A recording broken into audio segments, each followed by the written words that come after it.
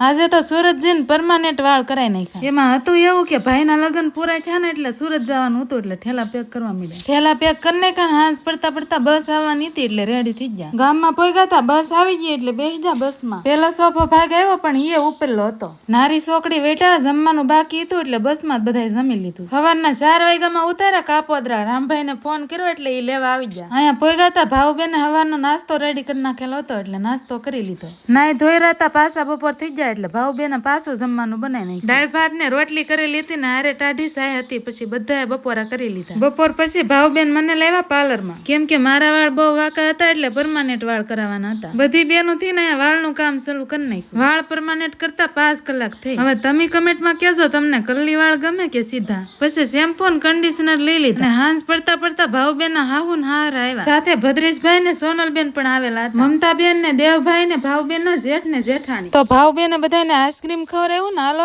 મળીએ કાલ। ત્યાં સુધી તમે લાઈક શેર ને સબસ્ક્રાઇબ કરતા રહેજો।